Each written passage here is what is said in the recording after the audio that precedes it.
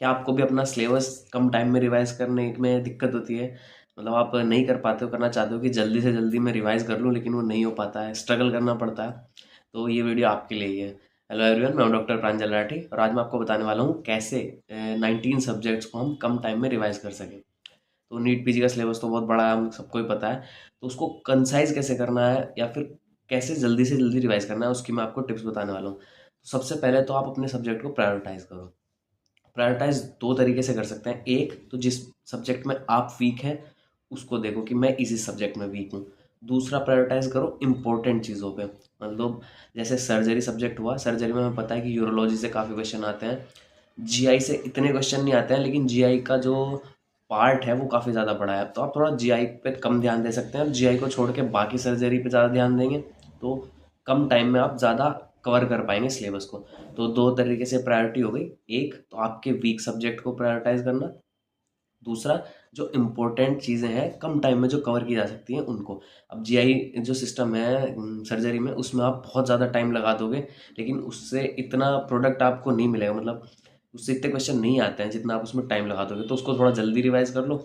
बाकी जो इंपॉर्टेंट है उसमें थोड़ा ध्यान दो। तो ये तो हो गया हमारा प्रायोरिटाइज करने का। दूसरी इंपॉर्टेंट चीज़ जो है वो है कि एक रियलिस्टिक रियलिस्टिक अप्रोच लेना। मतलब ये नहीं कि आप कहो कि मैं एक दिन में मेडिसिन सर्जरी रिवाइज कर दूंगा, ये कोई रियलिस्टिक अप्रोच नहीं है। ऐसे हाँ, एक दिन में कर सकते हो, 2 दिन में कर सकते हो, इतना रखो।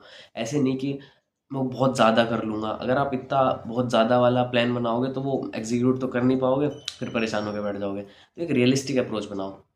बड़े सब्जेक्ट हैं जो मेडिसिन सर्जरी है उनको एक दो दिन तो दो कम से कम।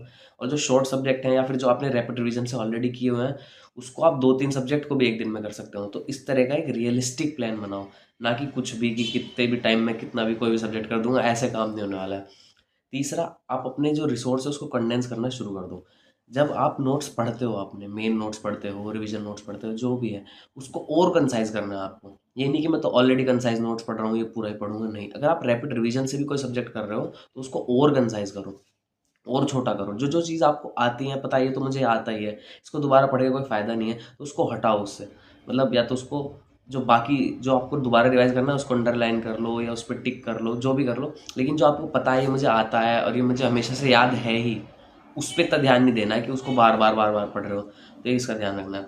दूसरा, आप जो है एक विजुअल एड्स का यूज़ करो। विजुअल एड से मेरा मतलब है कि डायग्राम हुए, फ्लो चार्ट हुए। अगर आप इन चीज़ों को यूज़ करोगे ना तो ऐसे दिमाग में से ज़्यादा टाइम तक रहती हैं चीज़ें। ऐसे फोटोग्राफिक मेमोरी जो होती है वो अच्छी बनती है। तो कुछ कुछ चीज़ों के जो डायग्राम जो इंपॉर्टेंट होते हैं वो आपको बार बार देखने चाहिए। पिक्चर्स जैसे बुक होती हैं, डैम्स की होती है, भाटिया की होती है, बीटीआर में बहुत सारे फोटोज़ हैं। तो फोटोज़ के साथ जो इन्फॉर्मेशन लिखी है उसको बार बार पढ़ो। तो फोटो से है ना, मेमोरी में हमारे वो चला जाती है इन्फॉर्मेशन कि हाँ ये ठीक है, ये ठीक है, ये याद रखना। ऐसे उसके अलावा जो है एक नया रिसोर्स, कोई भी नया रिसोर्स करना इसको अवॉइड करो बिल्कुल। मैं रिवीजन कर रहा हूँ, लाओ इससे रिवीजन कर लेता हूँ, जो आपने कभी पढ़ा नहीं है, ये सबसे गलत अप्रोच है। बिल्कुल अवॉइड करना है कुछ भी नया रिसोर्स रिवीजन के टाइम पे। जो आपने पहले नहीं पढ़ा है उसको तो देखना ही नहीं है रिवीजन के लिए।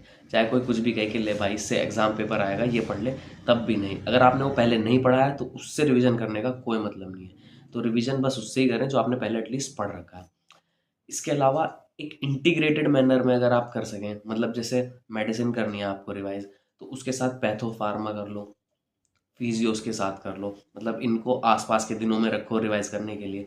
ऐसे नहीं कि आज पैथो करी है, 8-10 दिन बाद मैं मेडिसिन उठा रहा हूँ, उसके कुछ दिन बाद फार्मा, बीच में सर्जरी करने लगा, एनाटमी करने लगा, नहीं। आपको पता है कौन कौन से सब्जेक्ट आपस में इंटरलिंक्ड है। मेडिसिन में जो है पैथो फार्मा फिजियोलॉजी, ये तीनों लिंक्ड हैं। तो आप इनके साथ मेडिसिन करो। मतलब ये 4 सब्जेक्ट को थोड़ा कंबाइन करके अपने शेड्यूल में डालो, वो ज़्यादा अच्छा है। इंटीग्रेटेड का मतलब ये नहीं है कि मैं कह रहा हूँ कि एक सिस्टम पकड़ लिया आपने, सीवीएस पकड़ लिया तो पहले फिजियोलॉजी सीवीएस की पढ़ ली, पैथोलॉजी, फार्माकोलॉजी, फिर मेडिसिन। ये भी कर सकते हो अगर कर सको। लेकिन दूसरा तरीका ये भी अच्छा है कि आप फिजियो पढ़ लो, पैथो पढ़ लो, फार्मा पढ़ लो, फिर मेडिसिन पढ़ लो। अगर आपने फिजियो, पैथो, फार्मा पढ़ ली, उसके बाद आप मेडिसिन पे आए तो आपको पता चलेगा कि मैं काफ़ी सारी मेडिसिन तो मुझे ऑलरेडी आती है। ऐसे माइक्रो को भी आप इसमें इंक्लूड कर सकते हो। जब आप सर्जरी पे आओगे तो उसके साथ या उसके आसपास आप अपनी एनाटमी रख लो, ऑर्थो रख लो और रेडियो रख लो। तो क्योंकि रेडियो में ज़्यादातर सर्जरी की चीज़ें होती हैं, जीआई वाला पार्ट है जो भी है, और एनाटॉमी से तो एकदम लिंक्ड है ही, और ऑर्थो। तो ये सारे सब्जेक्ट एक तरीके से, तो ऐसे इंटीग्रेट करके भी आप पढ़ सकते हो। ये बहुत सही तरीका रहेगा, इसको आप यूज़ में ला सकते हो। उसके अलावा हेल्दी रहो, ये सबसे मेन है। अगर आप हेल्दी नहीं रहोगे तो आपकी प्रोडक्टिविटी कम होगी, और कुछ नहीं होगा। प्रोडक्टिविटी कम होगी तो आप कर ही नहीं पाओगे। मतलब आपको 8-10 घंटे पढ़ना है, आप 5-6 घंटे पढ़ पाओगे, या आप 8-10 घंटे तक बैठे भी हो तो 8-10 घंटे में जितना पढ़ना चाहिए उतना आप नहीं पढ़ पाओगे। बेसिकली प्रोडक्टिविटी कम हो जाएगी। तो ये नहीं करना है, अपना आपको हेल्दी रखना है, सही से खाओ पियो और अच्छे से पढ़ाई करो। उसके अलावा एक फाइनल रिवीजन जो है वो 10-15 दिन में होना चाहिए। वो कैसे करना है उसको मैं बाद में बताऊंगा कभी किसी और वीडियो में, एग्ज़ाम के आसपास के टाइम में। अभी तो आप ये है ना कि सिलेबस कंप्लीट हो गया है, और अब मैं कैसे 1 महीने में लगभग जो है सारा सिलेबस फिर से रिवाइज करूँ। तो उसके लिए तो आप ये अप्रोच लगाओ, अच्छे से जो है शॉर्ट सब्जेक्ट को कम टाइम, बड़े सब्जेक्ट को थोड़ा ज़्यादा टाइम, थोड़ा इंटीग्रेटेड मैनर में प्रायोरिटाइज करके सब्जेक्ट को, थोड़ा अपने रिसोर्स को कंडेंस करके, और जो है नए रिसोर्स को अवॉइड करके। ये बेसिक बेसिक सी चीज़ें हैं जिसका आपको ध्यान रखना है। इसके अलावा अगर आपको पूरी जानकारी चाहिए कि नीट पीजी कैसे तैयारी वारी करनी है, तो मैंने इस वीडियो में बताया हुआ है, आप इसको देख सकते हैं। ठीक है, और कोई जानकारी चाहिए तो कमेंट कर सकते हैं। ठीक है, थैंक यू। और सब्सक्राइब वगैरह कर लिया करो यार। ठीक है, थैंक यू।